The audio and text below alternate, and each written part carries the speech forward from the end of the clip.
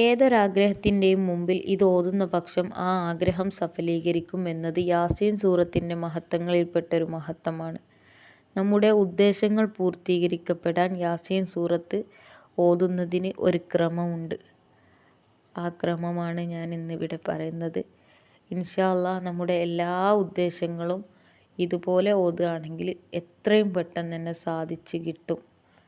നമ്മുടെ ഉദ്ദേശങ്ങളൊക്കെ പൂർത്തീകരിക്കപ്പെടും. അപ്പോൾ എങ്ങനെയാണ് ഓതേണ്ടത് നോക്കാം.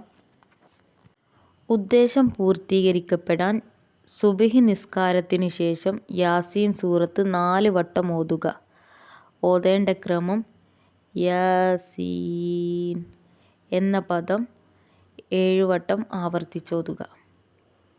അത് കഴിഞ്ഞ് ദാലിക തഖ്ദീറുൽ അസീസിൽ അലീം എത്തിയാൽ അത് 14 വട്ടം ആവർത്തിക്കുക. പിന്നെ സലാമുൻ ഖൗലൻ മിർ റബ്ബിർ റഹീം എന്നതും 14 വട്ടം ആവർത്തിച്ചോതുക. യാസീൻ എന്നുള്ളത് 7 വട്ടം ആവർത്തിച്ചോതുക.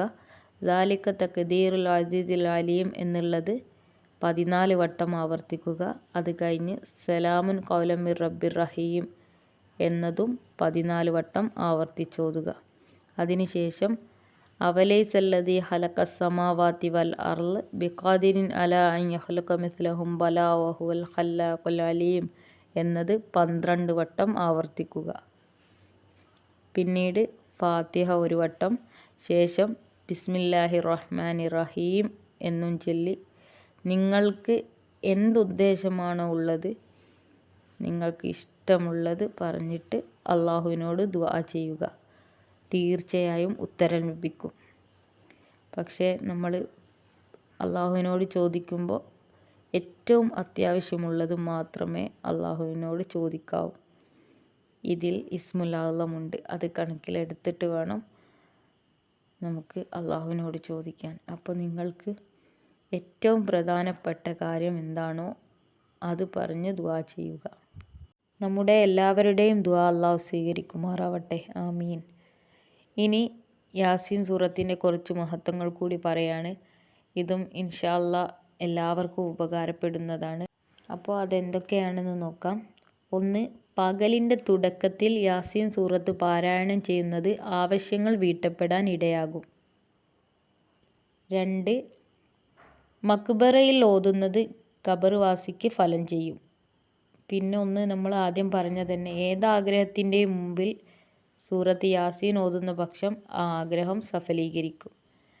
പിന്നെ വല്ലവനും മക്ബറയിൽ ചെന്ന് യാസീൻ ഓതിയാൽ അന്ന് അവിടെയുള്ള ഖബറിലെല്ലാം ശിക്ഷ ലഘൂകരിക്കപ്പെടും. ഓതിയവന് അവിടെയുള്ള ഖബറാളികളുടെ എണ്ണത്തോളം കൂലിയുണ്ട്. അപ്പോൾ ഇത്രയും കാര്യങ്ങളാണ് ഇന്നത്തെ വീഡിയോയിൽ ഉൾപ്പെടുത്തിയിട്ടുള്ളത്. വീഡിയോ എല്ലാവർക്കും ഉപകാരപ്പെടുമെന്ന് വിശ്വസിക്കുന്നു.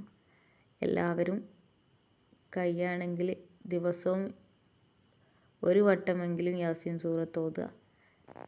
നമ്മുടെ പ്രത്യേകമായ ഉദ്ദേശം ഉണ്ടെങ്കിൽ മാത്രം, പ്രത്യേകമായ എന്തെങ്കിലും ഉദ്ദേശം നമുക്ക് പെട്ടെന്ന് നടന്ന് കിട്ടേണ്ടതുണ്ടെങ്കിൽ മാത്രം ഞാൻ പറഞ്ഞതുപോലെ ആ ക്രമത്തിൽ ഓതുക. ഇൻഷാ അല്ലാഹ് എല്ലാ ഉദ്ദേശങ്ങളും പൂർത്തീകരിക്കപ്പെടും. അപ്പോൾ മറ്റൊരു വീഡിയോയുമായി വീണ്ടും കാണാം. മാസ്സലാം.